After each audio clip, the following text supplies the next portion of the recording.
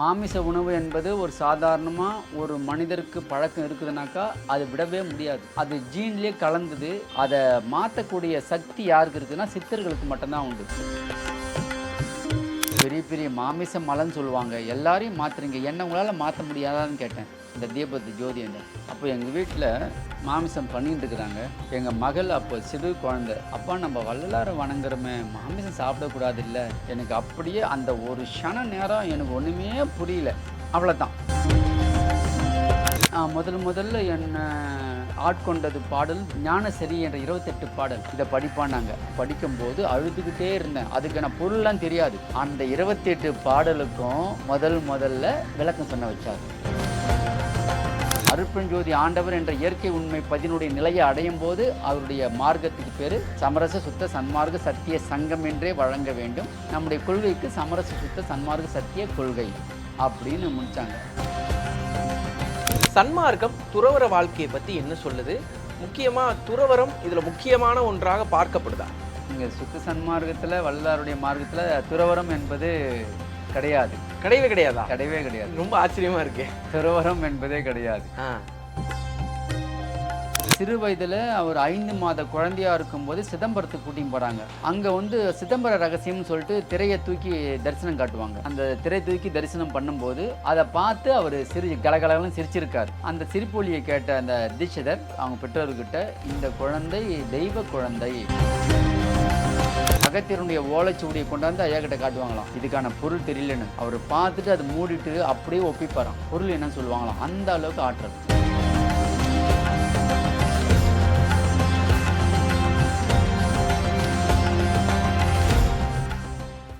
The divine Tamil நேயர்களுக்கு வணக்கம். நான் விஜய் ஹரிகரசுதன். இன்னைக்கு நம்ம கூட இருக்கிறது யாருன்னு பார்த்தீங்கன்னா சன்மார்க்க அன்பர் தயவு நிறை செல்வ பூபதி அவர்கள் தான் இருக்காங்க. வள்ளலார் குறித்தும் சன்மார்க்கம் குறித்தும் நிறைய விஷயங்கள் நாம் கேட்டு தெரிஞ்சுக்க போகிறோம். ஐயா வணக்கம். வணக்கம் ஐயா. வணக்கம்.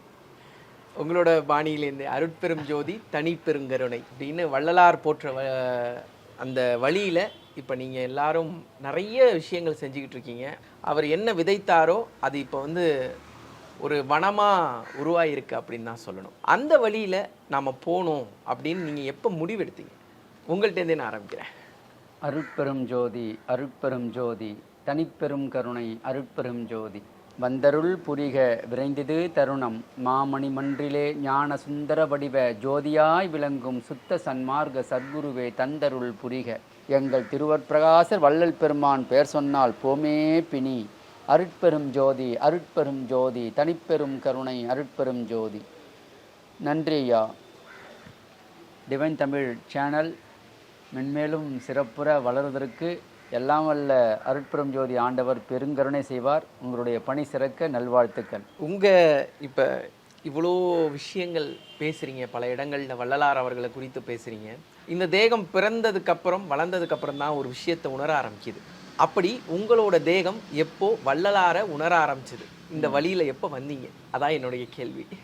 1996 நான் இப்போ இங்கே திருவொற்றியூரில் பட்டினத்தார் கோயிலுக்கு பக்கத்தில் பீச் ரோடு இருக்குது. அங்கே அப்பர் சாமி கோயில்னு ஒரு கோயில் இருக்குது.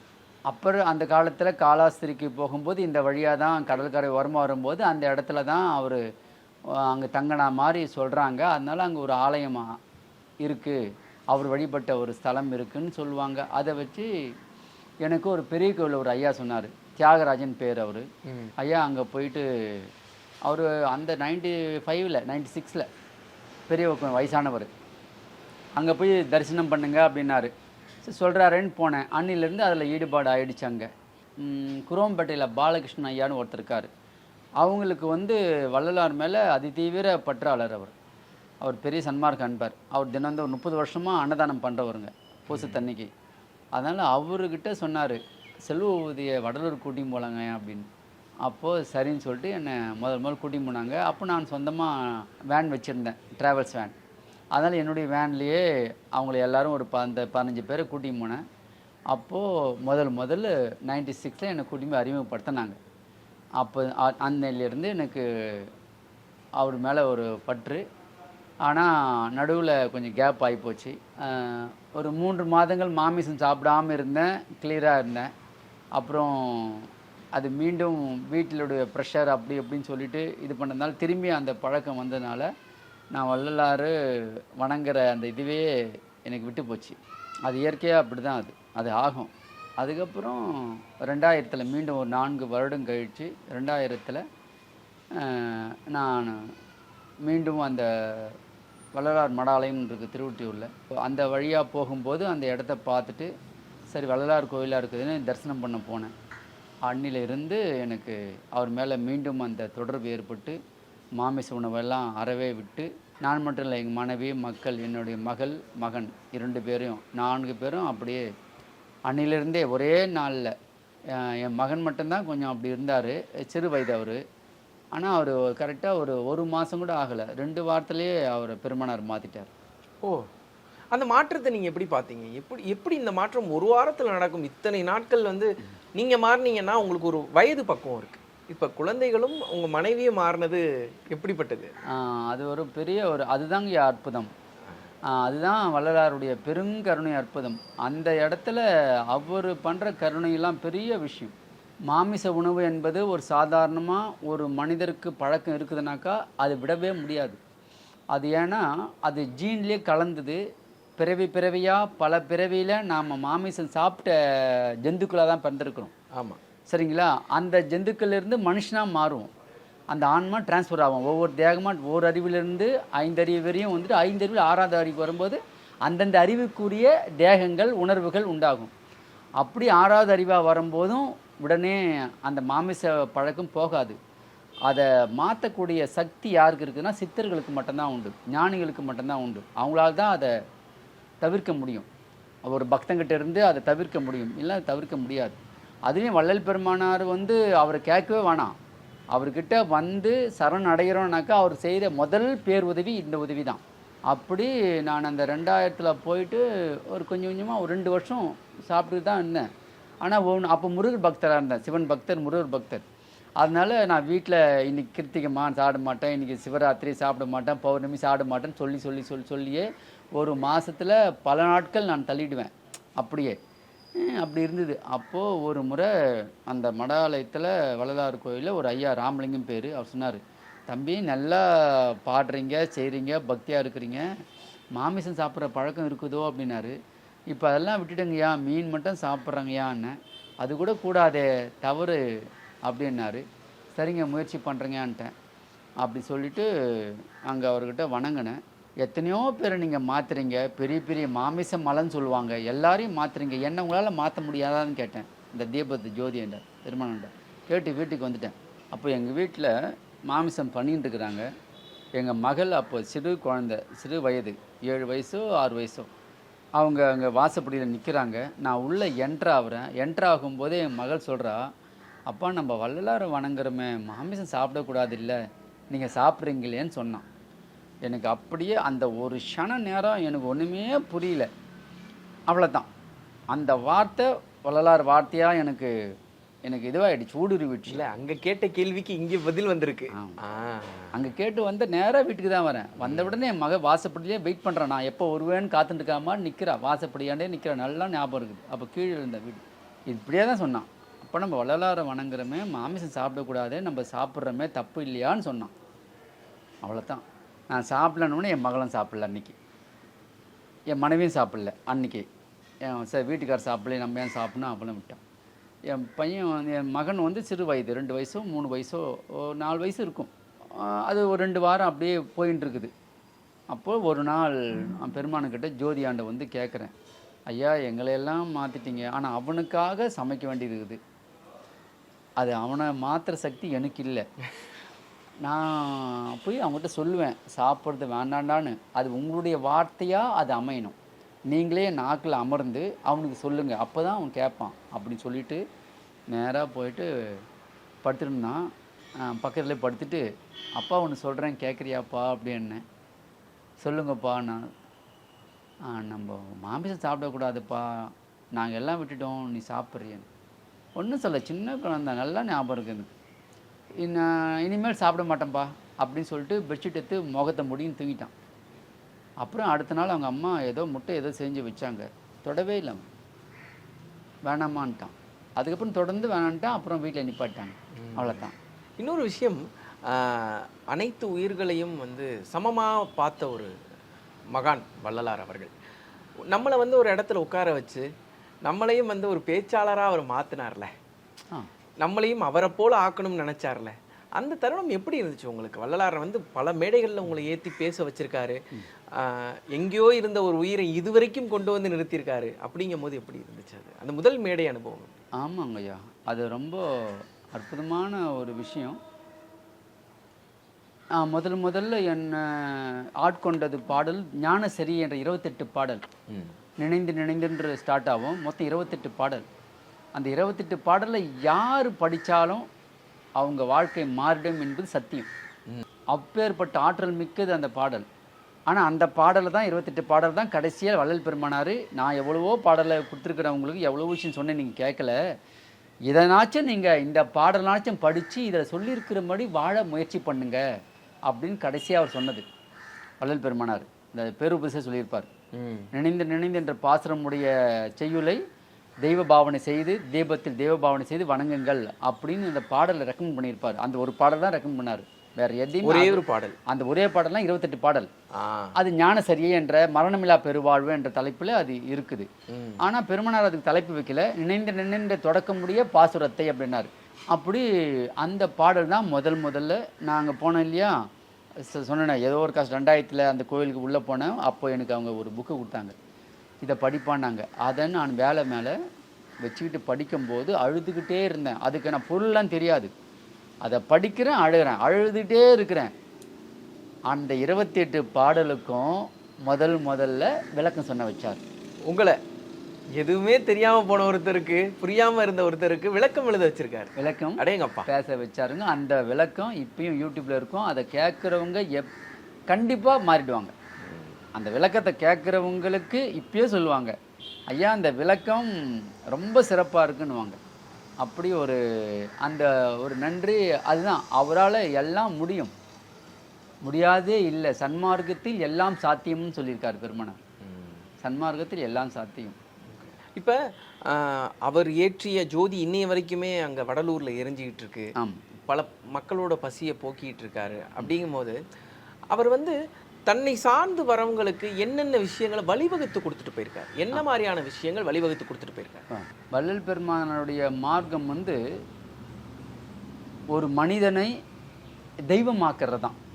மனிதனை தெய்வமாக்கணும், அதுதான் அவருடைய விஷயமே. சரி, நீங்கள் இருக்கிற கடவுளெல்லாம் தெய்வங்களை வணங்குறீங்கல்ல, நீங்களும் வணங்கத்தக்க தெய்வங்களாக மாற முடியும். அதுதான் என்னுடைய மார்க்கம் அப்படின்றார்.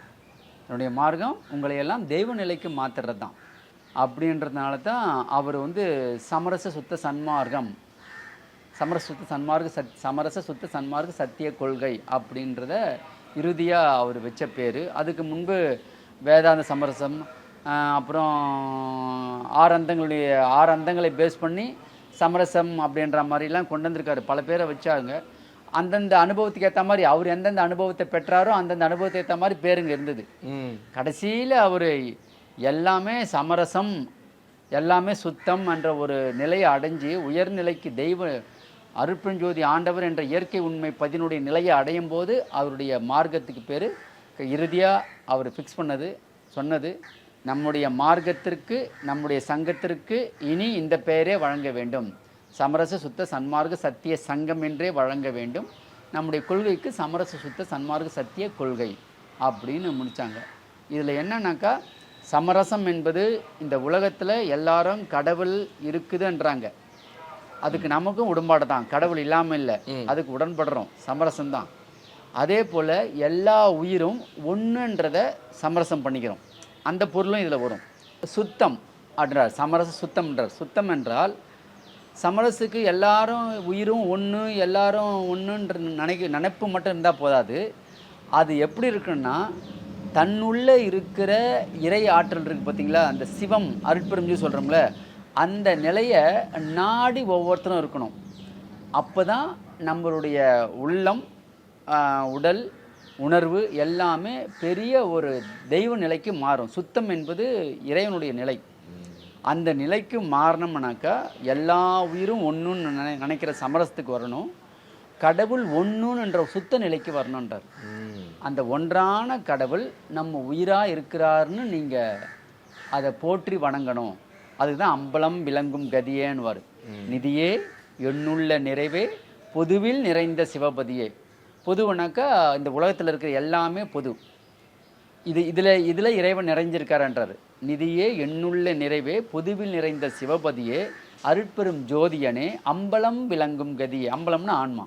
அம்பலம் விளங்கும் கதியே என் கண்ணும் கருத்தும் கலிக்க கலந்து கொண்ட மதியே அமுத மழையே நின் பேரருள் வாழியவே அப்படின்றாங்க.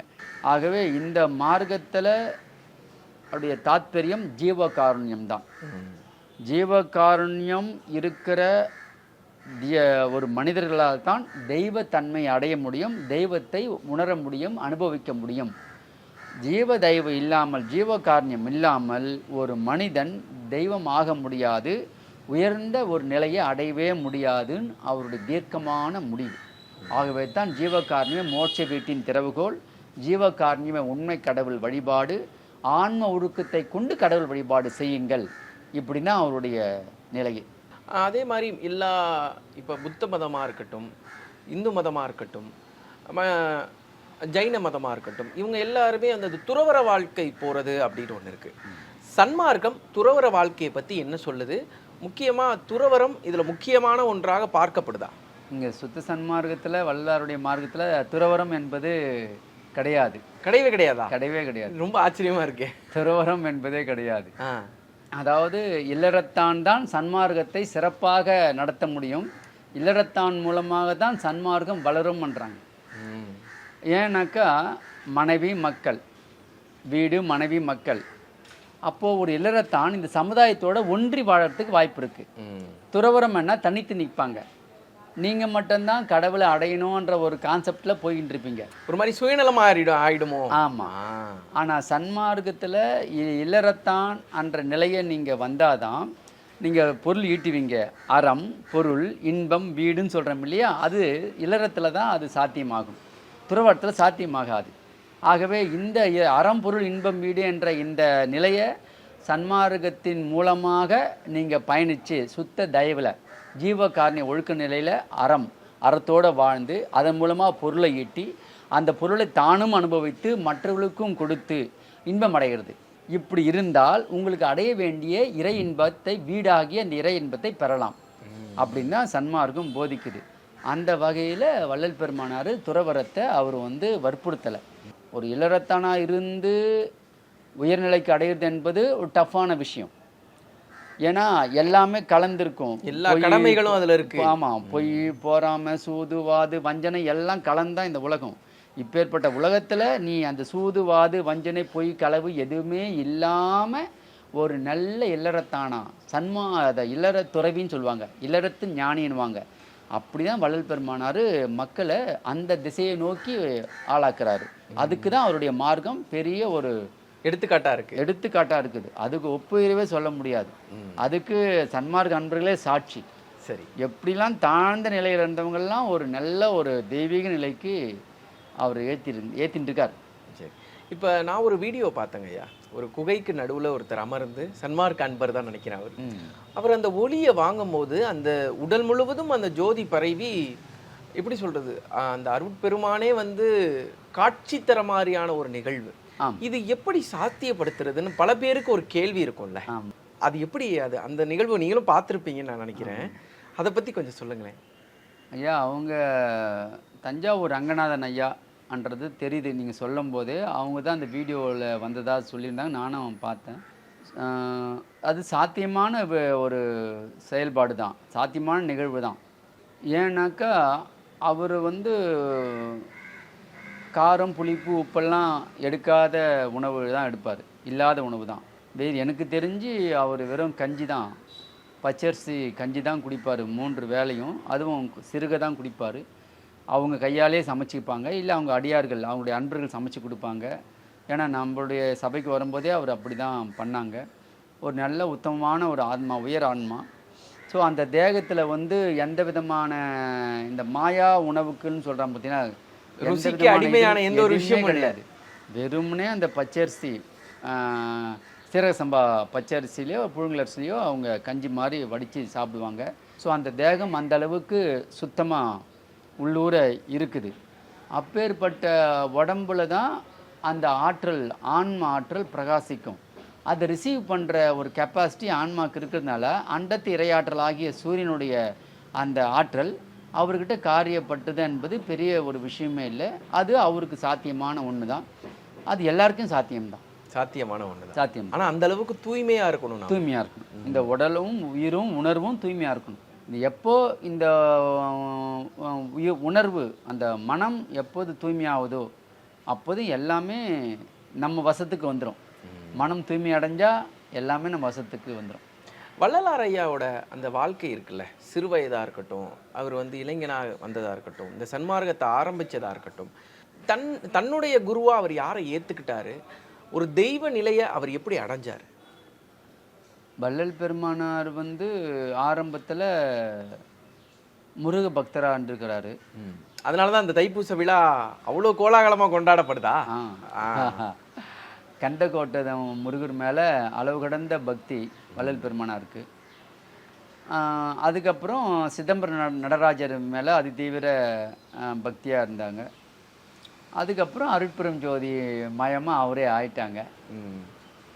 இதற்கிடையில் முருகப்பெருமான் சிறு வயதில் அவருக்கு ஒரு பெரிய ஒரு ப்ளஸ் பாயிண்ட் நடந்தது. சிறு வயதில் ஒரு பெரிய ஒரு மாற்றம் என்னன்னாக்கா, சிறு வயதில் அவர் 5 மாத குழந்தையாக இருக்கும்போது சிதம்பரத்துக்கு கூட்டின்னு போகிறாங்க அவங்க வீட்டில். அம்மா அப்பாவோட தாய் முதலாரோடுன்னு சொல்கிறாரு பாடலில்.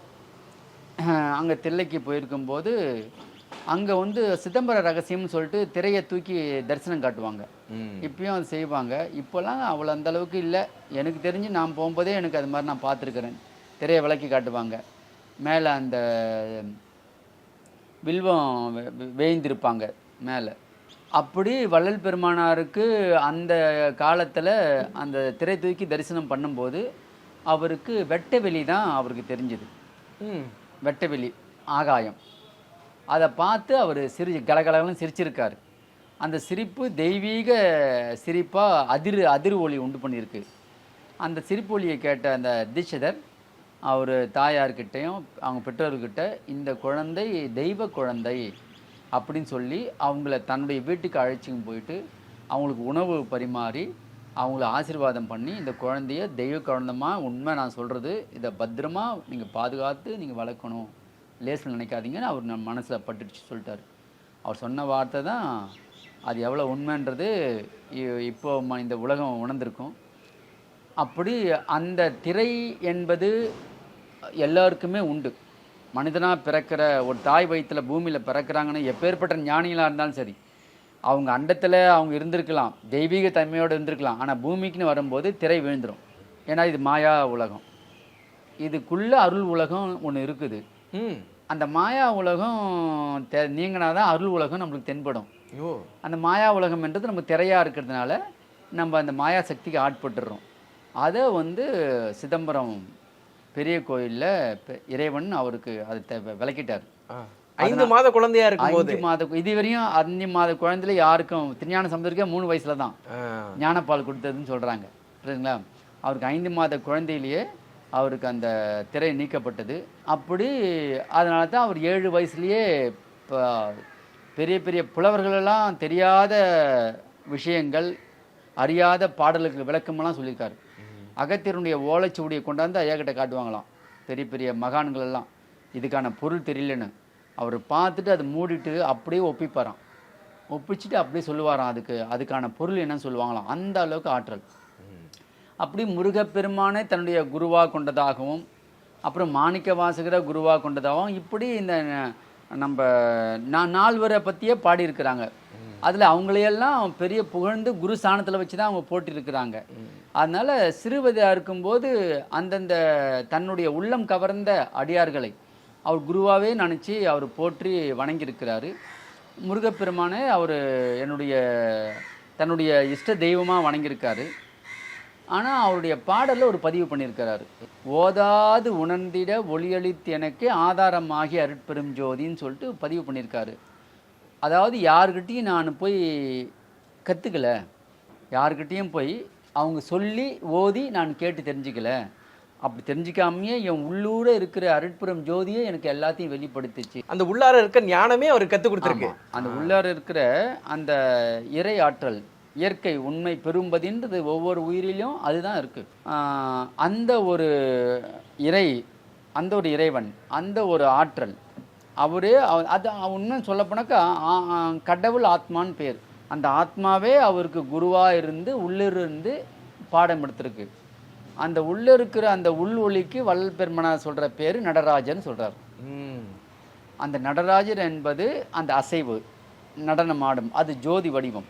அந்த ஜோதி வடிவம் எப்படி இருக்குன்னு சொல்கிறாருனாக்கா, கண்களுக்கே புகை சிறிதும் காட்டாதே புருவ கலைநடுவே விளங்குகின்ற கற்பூர விளக்கேன்றார். இப்போ கற்பூர விளக்குனாக புகை எரியும் இல்லையா, ஆனால் உள்ளே இருக்கிற ஜோதிக்கு புகை தெரியாது, ஆனால் கற்பூரம் மாறி நின்று எரியும், அது மெல்லன்னு அசையும். அது நடனம், அது நடராஜர். அதனுடைய அது எல்லாமே செய்யும். அதுதான் இந்த பிரம்ம அண்டத்தையும் படைச்சது, எல்லாத்தையும் படைச்சது, இந்த பிண்டத்தையும் படைச்சது, இந்த பூமி உயிர்களையும் படைச்சது, எல்லாத்தையும் படைச்சது அதுதான் அப்படின்றாங்க. அந்த அந்த ஒரு கடவுள் தான் உண்மை கடவுள் ஒவ்வொருத்தருக்கும். அந்த கடவுளை தான் எல்லாரும் பிடிச்சி ஞானி ஆனது. அது முருகராக இருந்தாலும் சரி, அகத்தியராக இருந்தாலும் சரி, சிவபெருமானாக இருந்தாலும் சரி, நாராயணா இருந்தாலும் சரி, எந்த தெய்வங்களும் தன்னுடைய உள்ளொளியுடைய ஆற்றலை பெற்றுக்கொண்டு தான் அவங்கவுங்க அந்தந்த பதநிலையை அடைஞ்சாங்கன்றார் வள்ளலார். நான் அடைஞ்சதும் அந்த உள்ளொளியின் அருளால் தான்ன்றார். அதுக்கு தனிப்பெரும் கருணைன்னு சொல்கிறார். அந்த கடவுளுக்கு பேர் அருட்பெருஞ்சோதி, அதனுடைய தன்மை ஒப்பற்ற கருணை என்றார்.